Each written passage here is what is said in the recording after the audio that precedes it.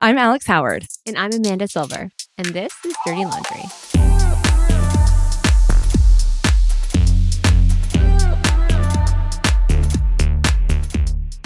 Happy Valentine's Day. Valentine's Day. Or tomorrow is Valentine's Day. Yeah. What are your plans? What are my plans? You know what? I kind of have this weird tradition. It was brought You over. usually do. Yeah, I mean, what else is new? But my grandparents, and I've probably already told you this, but they loved Valentine's Day. Did we talk about this last year?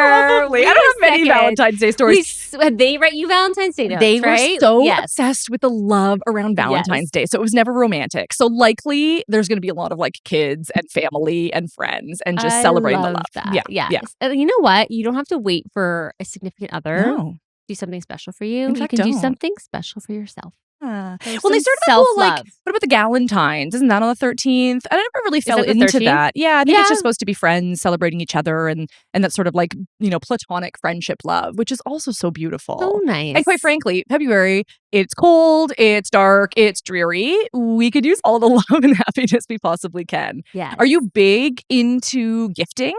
Like, do you want to see jewels and chocolates and things? Or No, I like chocolates. yeah, Chocolates I mean, is who enough. doesn't love chocolate? Yeah, I'm happy with chocolates. Yeah. I like flowers too. Actually, love Yeah. flowers. Who Flowers? doesn't love to get Because a they're bouquet? such Like, I mean, an indulgence. it just feels it's something that you don't normally buy yourself, Yeah. right? And so it's just such a nice thing to get. And Yeah. why should you wait for Valentine's Day to Yeah. get someone that you love flowers? Here's my confession about Valentine's Day. I am not a lover of flowers. I love actually giving them because they are obviously so beautiful.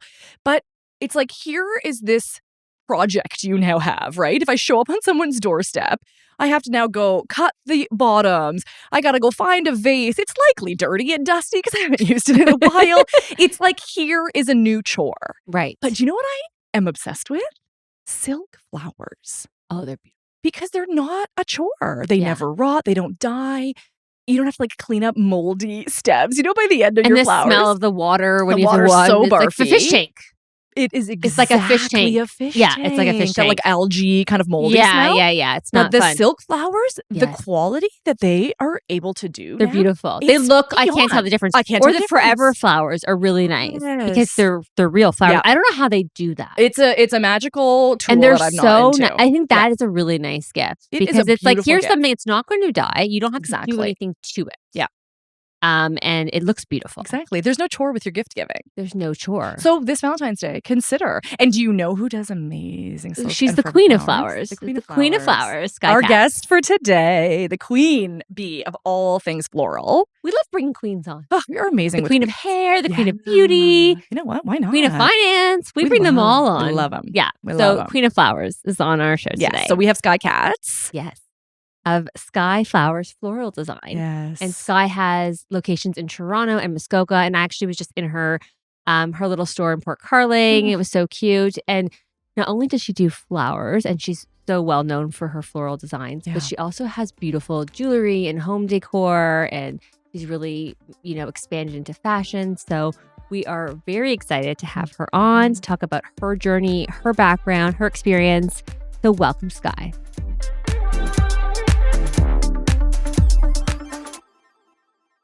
Welcome, Skye. We're so happy to have you here. Well, Skye thank you. Katz from Skye.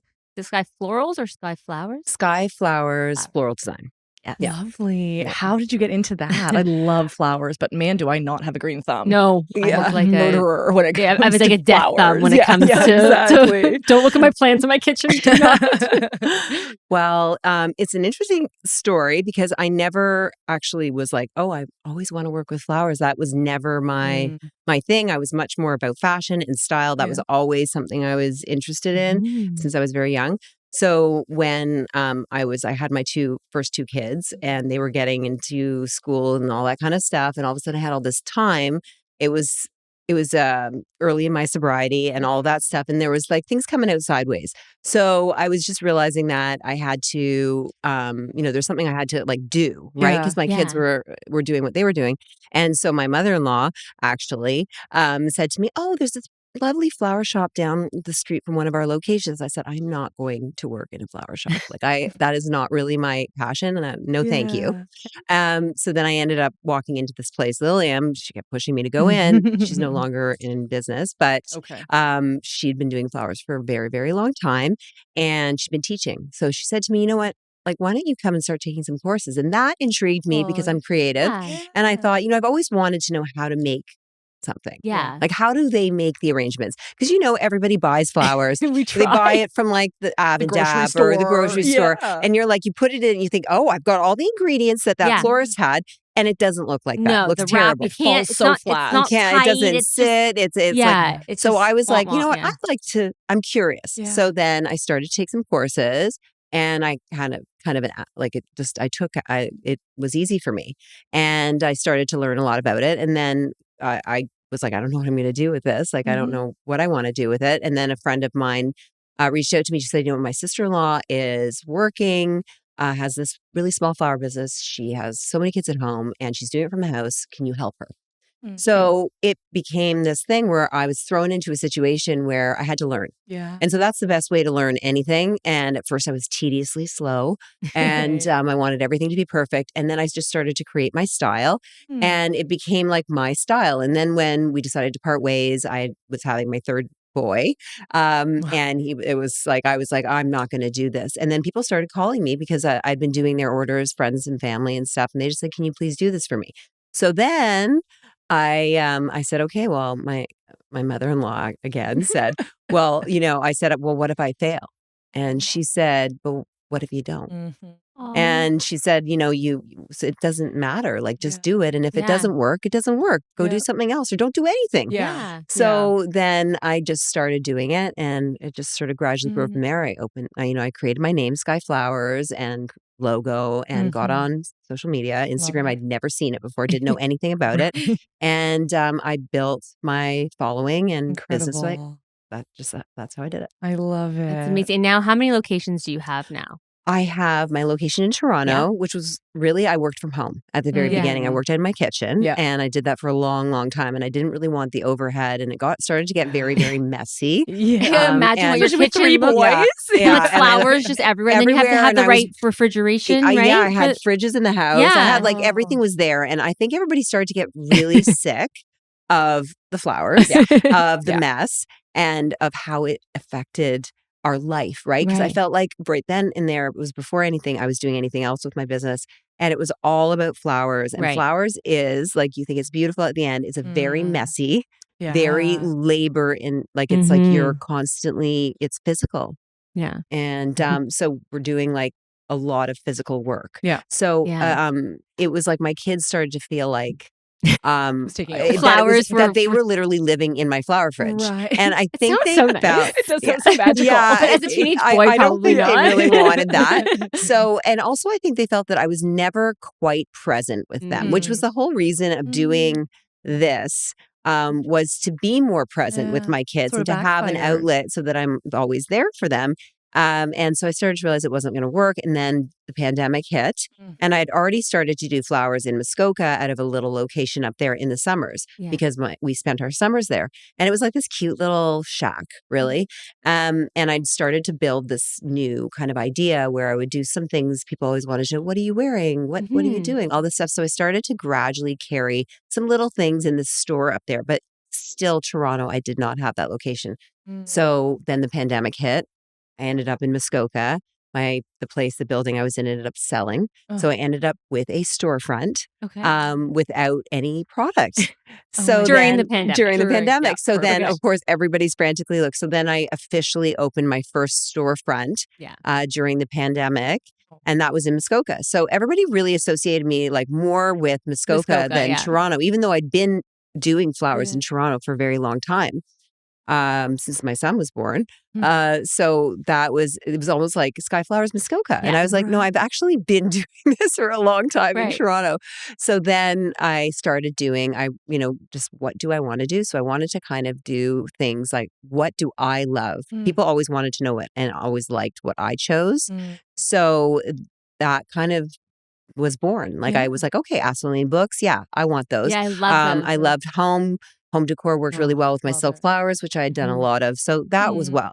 Then I loved fashion. So I started to work with a lot of different people. One of my friends, Amy, does one-of-a-kind fashion.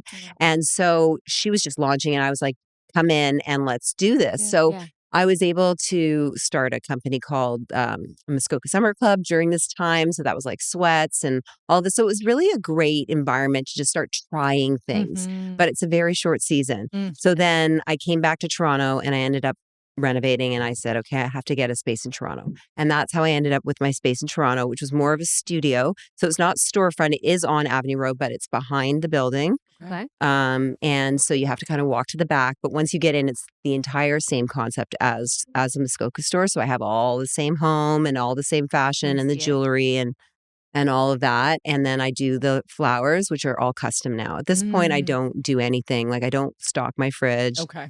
I don't work as a normal florist. I'm kind of a custom florist because that just was where I was happiest. You know what, though? That I think is where you get the best result, right? Yeah. You're talking about bringing in things you love, structuring your day that works with, as a working mom. Yeah. Like if you design your life, you kind of create the life that you want. And then that attracts people to, follow suit. So if people are already admiring you as a style icon, it's like, great, well, let me show you, what I'm all about. And that's, to me, that's always been how I have run my practice, my businesses. I'm like, this is who I am. Yeah. Right. I'm not going to be everyone's cup of tea, but the ones that I want to work with are going to want to work with me.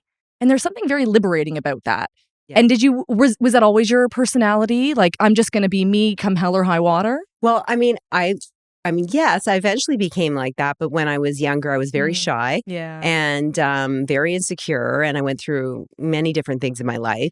So when it came to doing this business and to starting with the flower part and then moving into the fashion and the style, it was like literally like I couldn't have done that at the beginning. And if someone told me however many years ago, like this is where I would be and this is what I would be doing, I would say there's absolutely no way I could do that. And now I'm doing it and it's like, you're right. Like you kind of grow, as you grow, things become less scary. Yes. So then you do things and also as you get older, like I'm 53. So it's like, as I got older, I realized I don't care. Like I don't care. Like, so if someone doesn't like me, it's okay. Yeah. And before I used to be so consumed by that, but now it's like, I'm just going to keep trying because like flowers, they're beautiful, but they're very expensive and they're very difficult. So as I started doing that and I started looking at how that was working, it was like, what else can I do that I love? And so each thing that I had to end up doing was scary for me because I was like, part of you is like, I don't care. But the other part of you is what if it doesn't work or what if people don't like it or whatever. So you have to gradually shake that off. And the more you shake it off, the more you become who you are. And then everything becomes less daunting. So even like this moment sitting here right now, I don't think I'd be as comfortable doing it a year ago. Right. Right. I've always been comfortable talking about, and I'm very open, like I'm an open book about my life. And I think that's what people kind of drew to me as well. Like I always share about my sobriety and all that kind of stuff. So all those things that who I am today is because I've worked really hard for a lot of years. And you can see that work. You can see the effort that you put into everything. I mean, even just the quality of your work. I walked into a house before and I'm like, that's in Skye piece. Like you can tell your stuff is beautiful. Yeah, it really is. And And you really do. So that really definitely, it comes through that love that you put into it for sure. I love that though. I think we do a bit of a disservice to our children when it's like, no, you got to invite the whole class to your birthday party. And no, you can't, you have to be inclusive and sit with all of the kids and make sure everyone. It's like, I try and tell my kids, you don't have to like everyone because not everyone's going to like you. And that's okay. Yeah. Right? Because then you feed off of this insecurity of, well, I'm not liked by everyone. What's wrong with me? Yeah. It's like, no. Nothing is wrong with you. Just like you don't like everyone. Not everyone's like you. I just think it's really important to start that kind of dialogue and not wait until, the second half of our lives to really just embrace who we are. If but only we could have that knowledge and that confidence. But the more knowledge you have, I find that as we get like the gift of age is that you realize like there's no time but now. Yes. Like now it's now. Yes. Yeah. And like I never used to be, and there's times where I delay on things Of when we all course, we all procrastinate. Yes, we all but there's certain things where you're just like just do it. Yeah. Do it. Like just get it done. Yeah. And what's the worst that could happen? And what's the worst Yeah. So it the worst doesn't- case yeah. scenario is it doesn't work. Mhm. And then if it doesn't work, you have to try something new. Exactly. Yeah. And those are like, it was interesting because like I'm F1 obsessed. I'm obsessed with F1 and Lewis Hamilton. Lewis Hamilton's like my fave. Okay. Oh, you're What into a you're hot into cup that. of coffee is that I'm in love. guy. Anyway, but no, he is like my favorite. But I was actually watching a master class. Like Yeah. there was like a blurb, and he was Okay. saying every single successful person in this world that you've seen is super successful at whatever they do, whether it's business, whether it's being a professional athlete, whatever. They have failed more times than they can count. Yeah. They've Yeah. failed.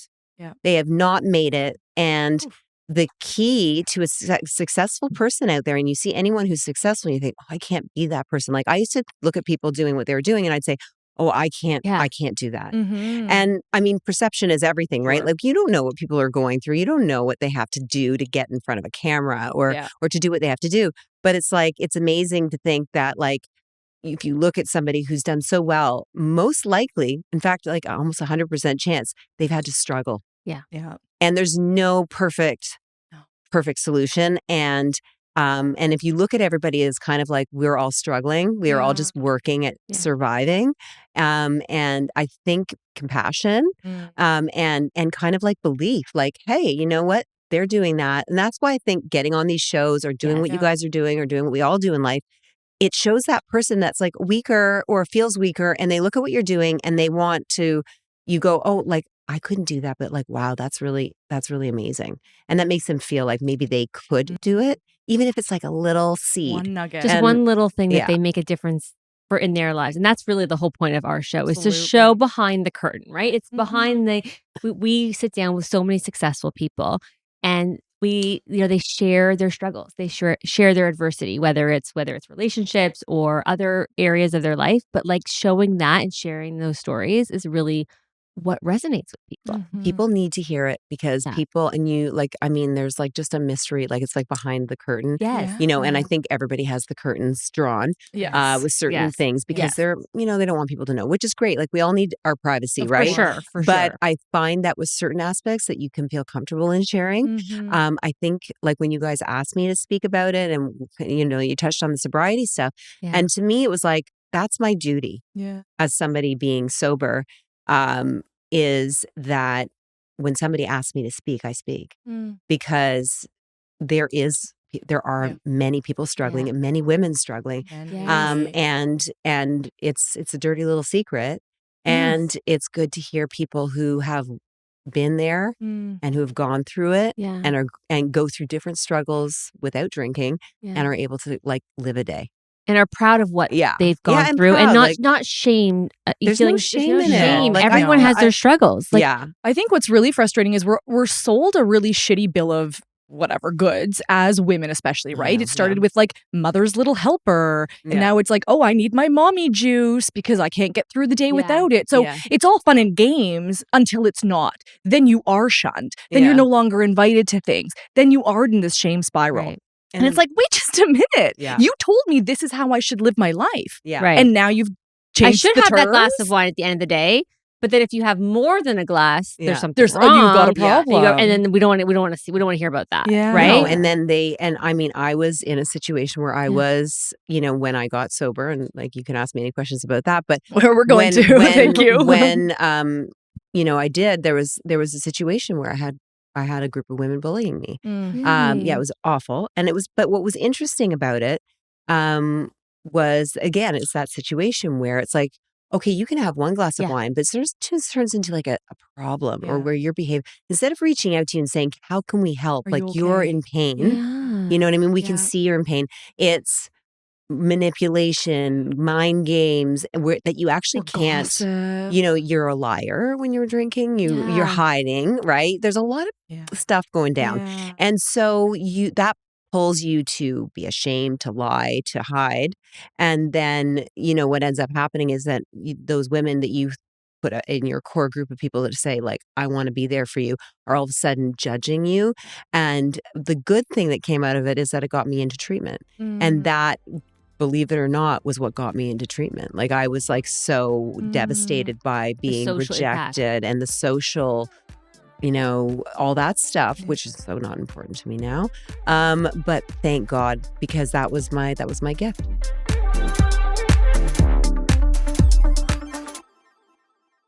Wow. So let's go back. Yeah, so we can go back. You have, you've been married for 24 years. You've got three boys, and let's go back to when you did go through that. So what, like I had two of my boys, if I go back to the beginning, my husband and I got married. We did struggle with addictions. We already kind of went through, before my kids were even born, I went to treatment and I don't tell my husband's story. His story is his own. Yeah. But my story is that, we had to do that. There was an intervention. We all went in. It was a big deal. It was like right when, that show Intervention went on. And, I got into that and I got sober. And then, but there was still, and this is like where you have to hit rock bottom. I hadn't hit rock bottom yet. I still had this idea in the back of my head that socially at some point I could still have a drink. Even though, so we get sober, I get pregnant with my first baby. We work through all the stuff. We end up, staying sober, and then I end up having my second child.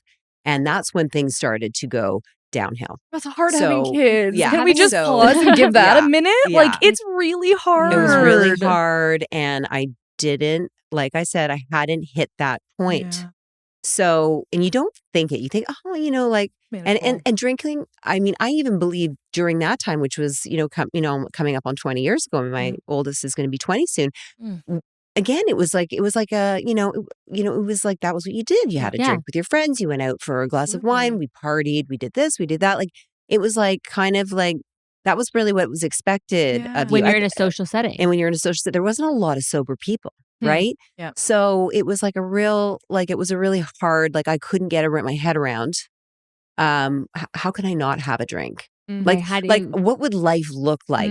How boring would that be? Like, I kind of need to take the edge off. Like, I deserve this, right? Or I'm going through this. Yep. Or I have this going on, therefore I deserve it. And like, it's that gratification thing, even though I knew that it was like not good. I'm hiding bottles in the cupboard. I'm, hiding what I'm doing. So that all went down. I hit a wall. And it was actually, I think it was Valentine's Day. Or the night before, or whatever it was. My husband and I had been out. I drank way too much. I ended up passing out in the closet in the bedroom somewhere. Terrible story. But all of a sudden I woke up and I was like, I called my therapist and I said, I need to go to treatment. And because I knew that I had to get sober, and I was like, my kids, I'd never, like, they were young. They were like 2 and 4. And I was managing, like, I was like, on the surface, a lot of people did not even know. Right. They were kind of surprised. But meanwhile, I was like, how did you not know? Like, but then I ended up like thinking to myself, well, I'm going to put, like, if I don't think I'm worth it, they are. And I never, ever wanted to be like, I felt like it was like a God moment, whether you believe in God or not. But for me, it was a moment of a higher power that said, you have 2 ways you're going to go here. You're either going to be dead, or someone's going to die, or your life is going to be forever. Like, I get chills when I think about it. Too, right now, and the other moment is you go through this door and it's not going to be easy. Right. But you're going to live and you're going to have a life. Right. Wow. And in that moment, so I was like, I'm going to go to treatment and I'm going to get sober. And so, so all the shame in it and all the thing went down with the friends. And this was kind of what got me there. Like, it was like that moment where I was like at rock bottom. It was like, not only was I can't have another night like this, but I was like, woe is me. This all went down and whatever. And the victim. And what you learn in the program is like, when you're complaining and pointing your fingers at everyone else, you got to turn around and point at yourself. And you have to realize that you can't blame everybody for your problems. Yeah. You've got to deal with it. Oh, so it really reminds me of this quote I just saw recently that said, it's really easy for us as parents to go, oh yeah, I would die for my kid. I would lay on the train tracks, or I'd, take a bullet for them. But would you live for them? Yeah. Yes. Would you eat healthy? Would you exercise? Would you go to therapy? Would you stop drinking? Yeah. Like, would you live for them? Would They you need role you. model? They need our And kids. they Yeah. need you. us. They don't Like, need you to die. Dying is no, easy, right? dying Living is is- harder. Living is That's a little way Hamilton harder. quote for I you. love that. I love it. I love But that. yeah, it's So very much that true. of here. Yeah. I have 2 paths. This one might seem easier. Yeah. Long term, way worse. Yeah. Or this little hard one. And I mean, we see that in our work, right? Yeah. This divorce predicament. Do I stay? Do I go? Yeah. And what's the rationale for staying? If you're staying for the kids, but you're miserable, also not great role modeling, No. right? Yeah. If you got to white knuckle through everything, that's what they're seeing. That's what you're, setting as their precedent for adulthood. And it's hard. I loves me a Yeah. glass of wine, but it is a slippery slope. Yeah. When you phoned your therapist in that moment of saying, hey, I need to go for treatment, I'm curious for those listening, did you need to remove yourself from your Yes. sort of circumstances? Yeah, but that was what was keeping me was I had kids. I Little can't ones. leave them. Yeah. Right? But I'd already left them. Right. You know what I mean? I'd left them. And And the marriage and everything we were struggling, obviously, Yeah. with a lot of things. And so I was like, I have to take myself out of this situation and I've got to do it now.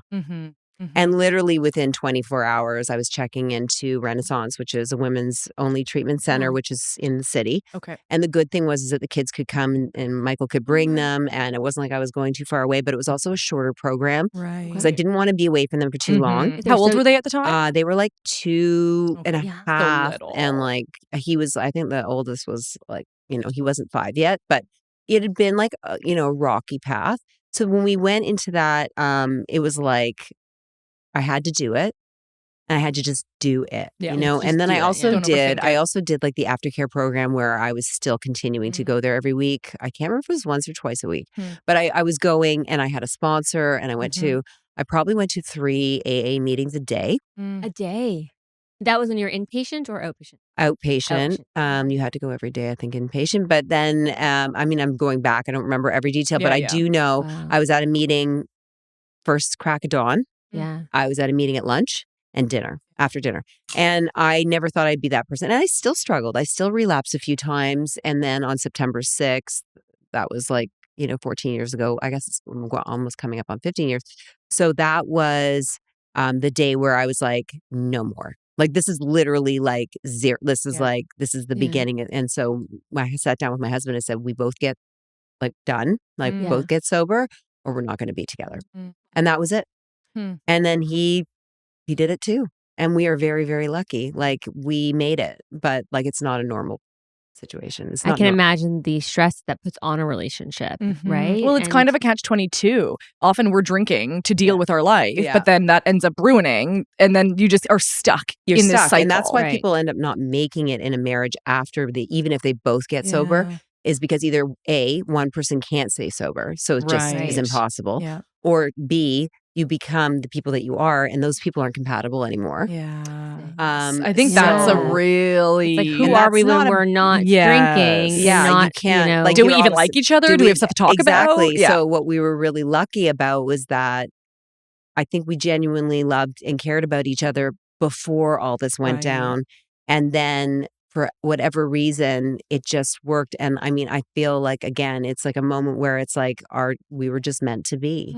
And that was really, we were really blessed with that. But it's not perfect. And, you go through your stuff, but at the end, but for us, we are very, very lucky. And I mean, we work hard. Yeah. And we have a good life. And we do things for others, and we put our family first, and we both have that value. So it's really important to us. Like, we're both type A, like we're both perfectionists. But at the same time, we kind of put our kids first, and we have standards, and we have all these things. So it ends up working. Yeah. And if it's not perfect, but to me in my life, it's like this person, my husband, is going to be with me forever. We have kids. We're always going to be together. Yeah. So it's a matter of, does this work?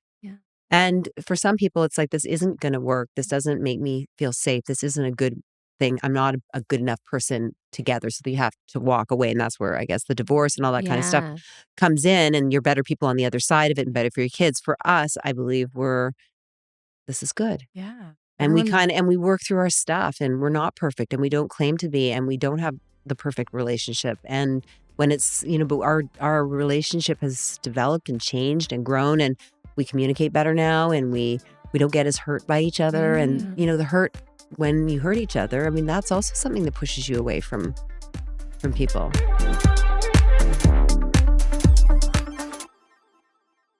Of course, your partner is the one that can hurt you the Oh, most, the right? Because they most. know Yeah. your Like, deepest, darkest buttons. And they that you usually can, go right there. they're the ones who have Yeah, sort of and they won't let the key go. to that. And it's definitely a vulnerable position to be in Yeah, exactly. for any couple, For right? any couple, yeah. I think every couple goes through Every it. It's couple. every couple. And then to I don't have, think there's any couple that has been together over a certain amount of years that isn't working on something. Yeah, And it's I work. think it's work. Constant work. And it's not perfect, and it's not romantic, and it's not like, No. you know what I mean?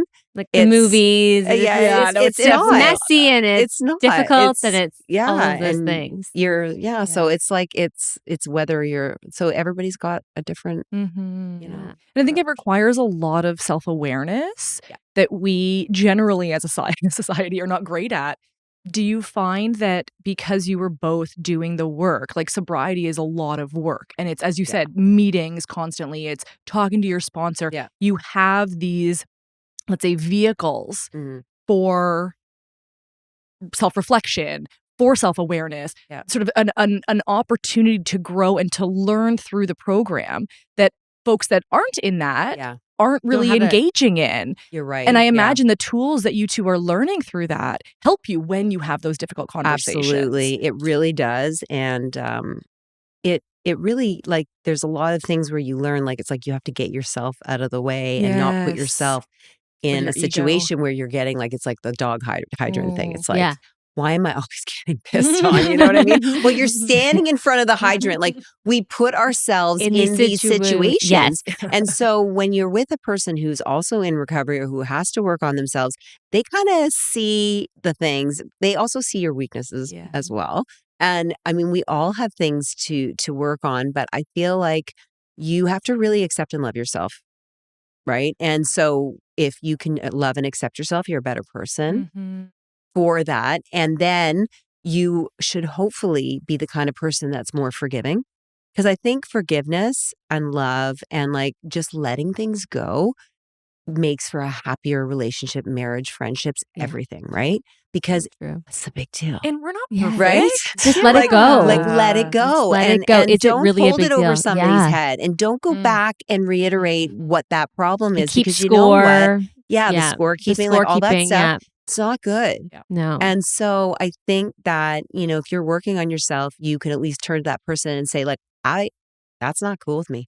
So when you're ready to treat me with some respect, we'll talk. Yeah, healthy boundaries. And, like, boundaries and stuff like that. And I think, self-respect, I think was interesting is, like, when I was, like, at the beginning stages of recovery or whatever, and then I remember my therapist saying to me, like, addicts and alcoholics are some of the best people she's ever met. Like, this is because you really have this person that you've tried to avoid, right? This person you're not happy with, the person who doesn't feel a part, or a person who feels very separate, doesn't feel like a good, like, people don't like me, they don't accept me, they don't know me, whatever. You feel very on the outside, right?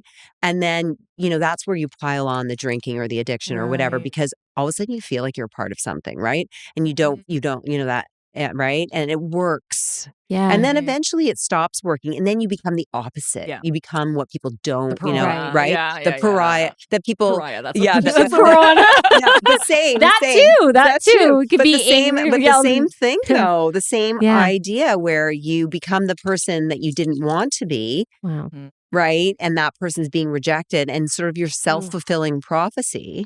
Yeah. So it's like it's a self-sabotage It's like literally circle. like you are the king of self-sabotage, and so but this other person, that person who's like, you shine that, that diamond underneath that rough exterior. It's like you get that person shining through being good to themselves and doing what they're supposed to do. It's like, all of a sudden this great person who, comes out, who, truly cares. I feel like a lot of us have, like, a very high EQ. You really understand and you really empathize for people's emotions and feelings, and because you've been there. Yeah. And you know what people feel like.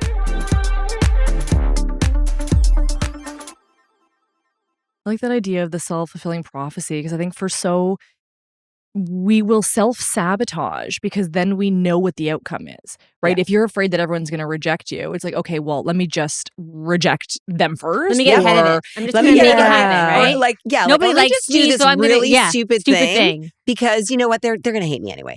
Or like, I don't care because I'm going to look after me and do this really dumb thing, but then at the end of the day, it's like you end up hurting yourself. Yeah. Right. And the people around you. And the people around you right? and your kids and, everybody has to, How much of it do you think is tied to self-worth?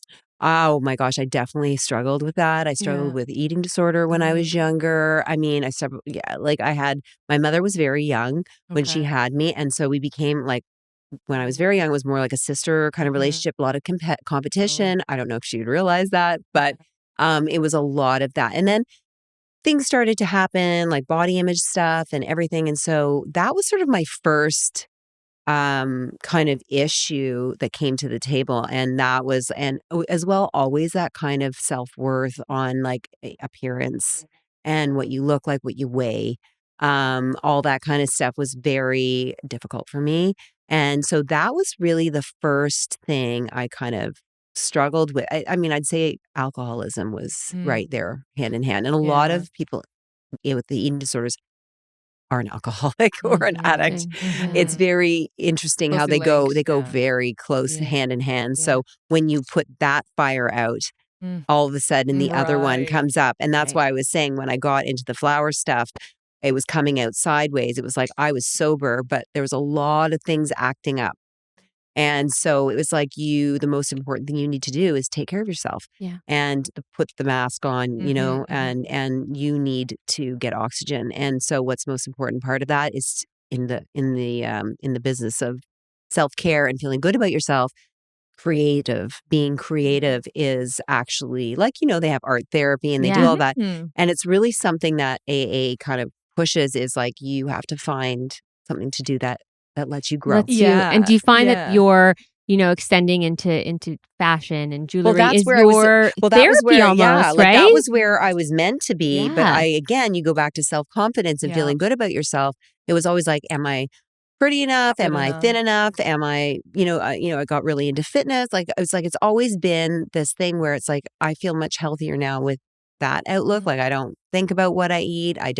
Do I eat a ton? No, I'm more of a grazer, but I'm not like, I don't count calories. I don't weigh myself. I don't do those things because those things were not healthy for me. And so, but then it's like, I have 3 boys. So it's interesting because like, it was like God said, you know what? I don't know if you're ready to have a girl. You know what I mean? Like, I don't know. I don't know because you have to deal with a multitude of issues there that, I don't know. I mean, whatever you get, but it's interesting because I feel like I got through it and I was really tough, like I got through that eating disorder. I got through that addiction. Like I work on shit, I work on it. I went to 3 meetings a day when I wanted to get sober. I face things and I'm tough. And, when somebody says to me, well, don't you ever want to have a drink? And I'm like, well, I mean, you play the tape to the end. Right. Like, where does that lead? Like, oh, well, where would that go? Well, and then if you know about a number of celebrities who you see it flashing in front of your eyes, this guy was sober for 30 years. I don't even remember his name actually, which is sad. But I remember this actor was 30 years old and 30 years in sobriety, was like well known for his sobriety. And you never know where that's, going to go. He ends up most likely picked up a drink.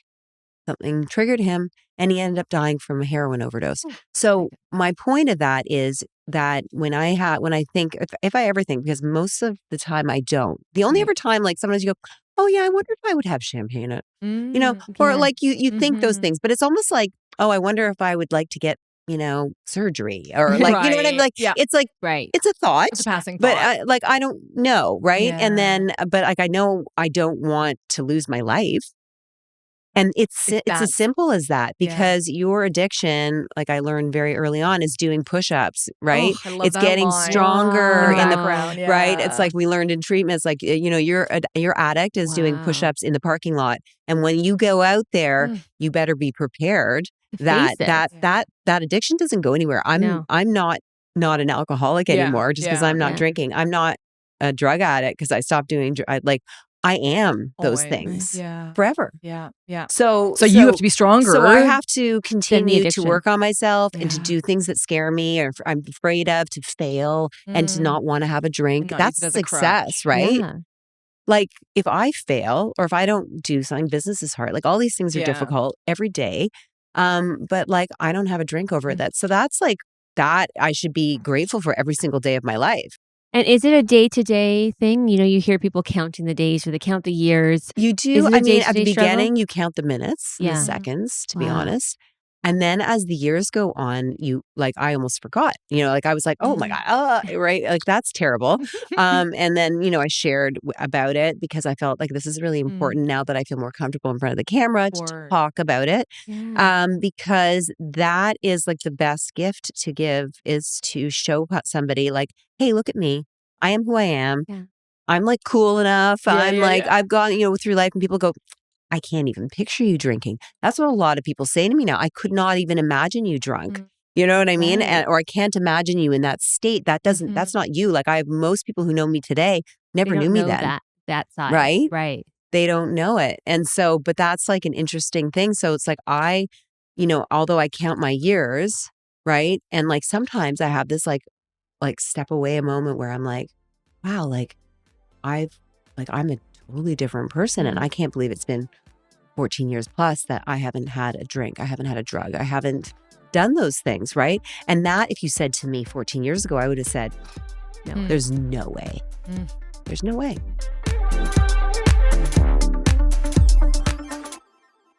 How has all of this affected your parenting? I mean, you have teenage or 20-year-old kids. I'm imagining they're dappling. Are you very open with them? Well, I'm very open. So what I made a decision, and my husband and I are both mostly on the same side with this, is I grew up in a family where they were very religious Christian. Okay. Everything was no, there's none of this, none of this, none of that. And there was a lot of hiding, right? And I'd like to say that, I mean, that was the way I was raised. And I felt that it was very bad for kids, as you're experimenting and doing things, to be shamed.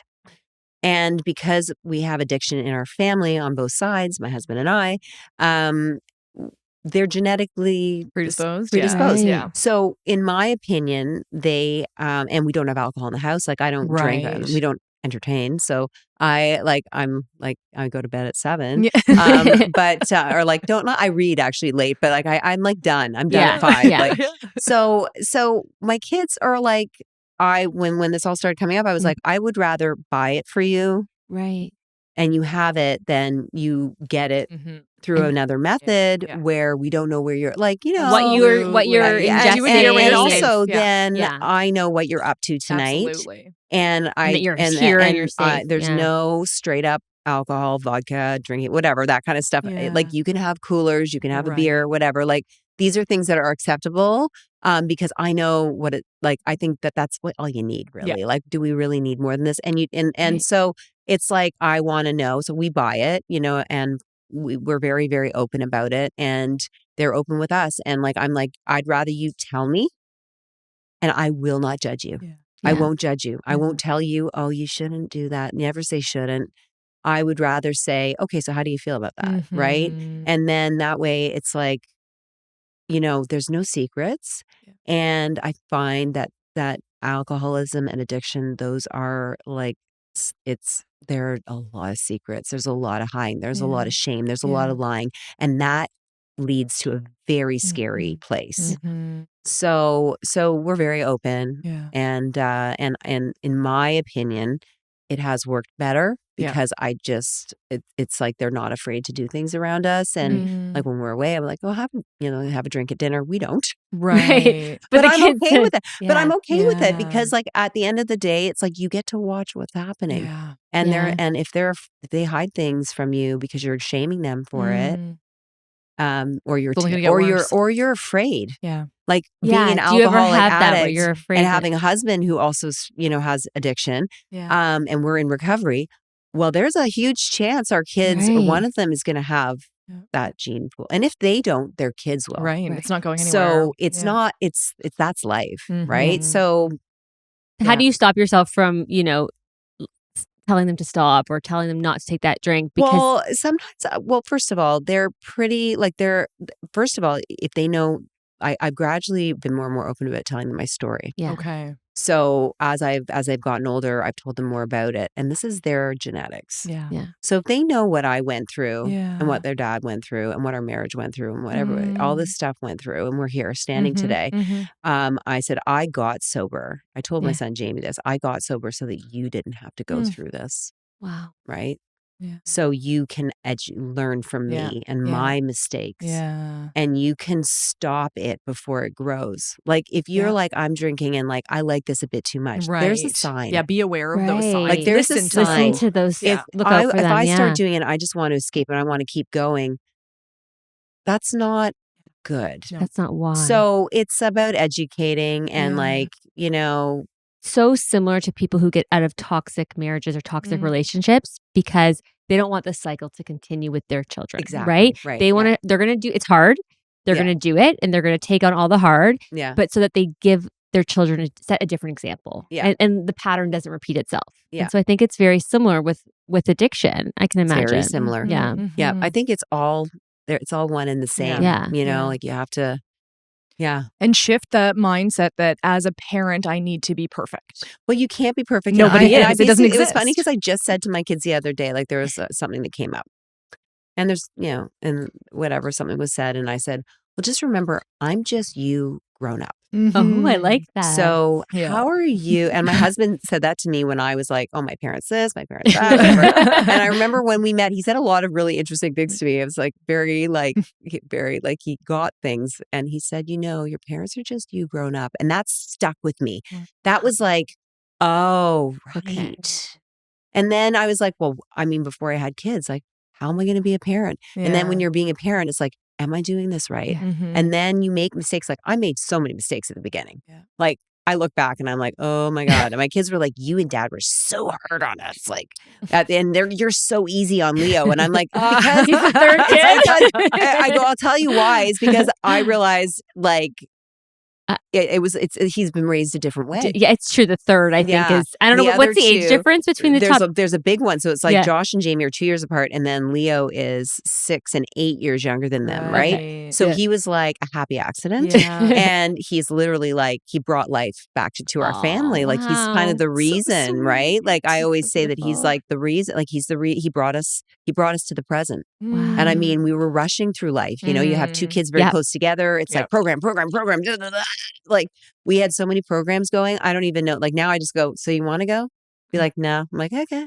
Like I don't care anymore. But now Yeah. Leo's in swim team. He's doing great and he loves it. But like we gave him that choice. He was like, I don't really love the skating or hockey thing. Right. Okay. Don't really love the tennis thing. Okay. And then I was like, well, what do you like? Because you got to Yeah. have a sport. So we figured it out with him. But like the other two was like, you're going to go to Try this. every single thing. I Yeah, think a and lot of like- people feel that way when they have their children with like their second marriages or like Yeah. 10 years later they have Yeah. another child. They get Yeah. to enjoy. Yeah, you them realize that you more? didn't enjoy some No, things. you Like, don't enjoy. I dreaded weekends. I dreaded all the programs I put my kids into. Now we Yeah. do nothing. Oh, it's beautiful. We absolutely do nothing. That's when you're so in bed by nice. 7, it's hard to It's do like, much. no, I'm and trying to like do on that the too with weekends, my Leo kids, has do less. tutoring, whatever. But like it's online, Zoom, and Yeah. then during the week we have swim. Like he has swim team, but like that's right after school. They're not And like then- in hockey every single No, day. no, Like we there's did that. It you- was terrible. It's, And it's my son- terrible for everyone. My son's like, well, maybe I should have stayed in house league. And I go, you hated it. Yeah. You hated it. But you know what? Like you're honoring his wishes. Yeah. And that doesn't matter what they are. It doesn't matter if it's a sport or if it's a particular school or if it's drinking or a relationship. If you actually respect your kids enough to go, what do you want to do? Yeah. And they'll come to you and they know that they can be honest. Well, then Yeah. they'll come to you with the other shit, The bigger too. stuff. The Yeah. big stuff, Not the- right? They Right. do, and they actually do. I mean, like I think the kids go to my husband for certain things and me for Oh, others. sure. It's always a split. Yeah. Probably the But things that that's he kind of understands great. better. Yeah. And I'm okay with that. Like I know it all. Yes. Like, Yeah. but I don't share Yeah. that I know Yeah. anything. Yeah. And yeah. I think that's like the code. That's the parent Yeah. code. You can't Yeah. tell on the other Yes. parent. You can't Yeah. tell on the other kid. Yeah. You have to build trust, and if your son tells your husband something, I mean, you may know Yeah. what the thing is. Let's just say, you don't break the code. No. You don't say you know anything about it because No. that's okay. Like, Yeah. they're going to share other things with you. Yeah. And like, I'm like the strong mom. Like, Yeah. I do these things, whatever. My husband's much more the tech guy. Mm. He's much more the homework guy. Yeah. I am not. Mhm. Don't have the patience for it. I also don't have the education for it. I don't know. My brain's like empty. And I'm like my son told me about his math. I'm like, oh God, I'm like about 10 years behind. He's like, Mom, I'm High in school grade math. 6. Oh, I was okay. I'm like, oh, It's okay, well, tough. anyway, he shows me these numbers. I'm like, I'm not even going to focus because like, I don't get it. Yeah. But like, so my husband's really good with the homework. He's Yeah. really good with the program stuff. He's really good with the booking things and the getting that stuff. Mhm. I'm the one who gets the other stuff done. Like, I'm the one who gets them breakfast, gets them fed, Yeah. gets them on, gets them, does the emotional stuff, does that, like, Yeah. does certain things that, we kind of take off. Like, Mhm. he's like, we know which each other person is Yeah. good at. And it's nice not to measure and be sort of some Competitive, some yeah. parents get threatened, like, oh, he went to my husband and told him that. Yeah, Why did no, he no, come no, to me? No, yeah. no, no. It's like, Yeah. great. Yeah. He But felt at least comfortable.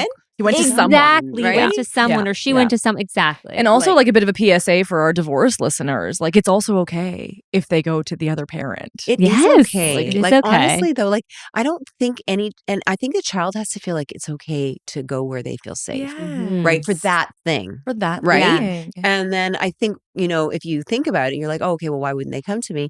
You would have to say to yourself, you know what? That's something that maybe they don't, whatever, they're not comfortable, but that's okay. Like, you can't get hurt by Yeah. it either. Yeah. Right? You Check can't, your and ego. then you're hurt. You can't push that hurt onto your kid. No. So it's like, we have to, as parents, you have to work on yourself when Yeah. something like that triggers you. Yeah, why? Because you're not like my husband will always say, don't get triggered by like, there's certain things like, when your kids go off to school and you do it, what do they need? Or are they not, all their needs being met, whatever. And it's like, well, don't bring your experience at Yeah. university into their Mhm. experience Right. at university. Don't because project. Yes. Don't Yeah. project. Yeah. Because I do that. I do a lot of projecting. Yeah. I'm like, and I feel things like emotionally. Yeah. I You feel like you're back feel- in that I'm back space. there. It I'm takes you back right there. back. Yeah. But also, even in terms of the triggers, like, instead of saying don't get triggered, let's look at, oh, wait, why am I triggered here? Yeah. What Yeah. is it about this circumstance or the way they've said it or the way that they've, why? Yeah. Because that's a you problem. Right. That's You're- something that you need to figure Yeah. out so that you are not triggered. But it's Yeah. not about shutting that down or repressing. It's no, more you like have to kind of go, oh, like yeah, that. You have to hurts. embrace it. What's and- happening and here? understand it. Yeah. But just because you struggled with that at your time of your don't life share that with the doesn't kids. mean Yeah. that your children are. And I think Yeah. we're so fearful. Oh, I had a really hard time with that. Mhm. You're terrified that they're going to have the same experience, Yeah. but they might may not, not. and No. they might, Yeah. And they might not. And they might not. And the thing Yeah. is, it's very different now. The world is Yeah. different.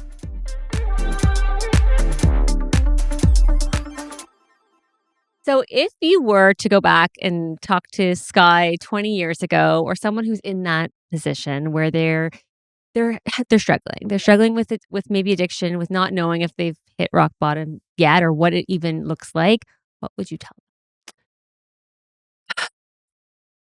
I would tell them that that's a very good question, because I think if I was to look back, or if I was to tell somebody who's struggling like mine, I would say that you're good enough, Mm. that you're worthy, and that you have value. Even in your most dark place, you are actually worth it. Mhm. And that, we all have value, no matter what bad things have happened. And you're pretty shamed, like at that time when you've done a lot of things that you really, really, really feel like you're the worst person in the world. And that keeps you from getting better, Yeah. right? Because that's your value. Your value is really low. And you don't think that you're worth a good life. And that good life doesn't look like it's ever coming because you're in it. Yeah. You're in a dark place. So I believe that the advice I would say is like, no matter what you're feeling right now, no matter what horrible thing you've done that you think you've done, that you are worth it, and you're worth having a good life, and you can get there. And it's not going to be easy. Mm. Like, it's actually not. It's going to be the hardest thing you Yeah. do in your life.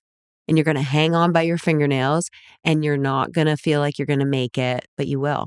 That's so That's beautiful. so Thank you so beautiful. much, Thank Skye. you so much for sharing and for giving No us your problem. time Yeah. and your No problem. wisdom and It's really been wonderful. Yeah, it's been so good. Yeah, I I always love think it. sharing is good. We love it. is. We It's love like sharing. it's very It like breaks down barriers. therapeutic. It is therapeutic. Just listening to Yes. you and watching you express, go through the emotions of your experience is really wonderful So and powerful. inspiring. And yeah, Thank you so much. You're welcome. Thank you. Oh, Skye, if folks wanted to reach out to you, order some flowers, or check out your shop, where can they find you? Okay, so I'm at 1929 Avenue Road. I'm in behind the building, so I'm only like able to have an A-frame out when I'm there. Fun. And I do custom flowers, I do custom silks, I do home goods, I do luxury home, and of course my jewelry, Your which jewelry. is amazing. Yeah. Love it. And I love one-of-a-kind fashion. I'm always looking for new amazing things. I also have a location in Muskoka, which is only in the summer, and it's 2 months of the year, and it's in Port Carling. And all of those things are amazing. So I do all the luxury goods and all the custom flowers, and you can find me there. And you can find me on my Instagram, and social media is kind of where you see where I put it all together. Yay. And for those of our listeners that are just listening, go check out our YouTube so you can see Skye and all of Yeah. her All the amazing Oh my God. I've been staring at all of your jewels the Yeah. whole time. We've had a lot of eye I want the candy. bangles. I'm like, look at the necklace. I'm like, I wanted all the ear Yeah. cuffs. Yeah, Just, I I love know the it. ear cuffs are so Yes, cool. the ear cuffs So are cool. Yeah. So go to our I've been- YouTube and see her live in Yes. action. Yes. Thank Thank you, you guys Skye. for having me. Oh, Thank thank you. you.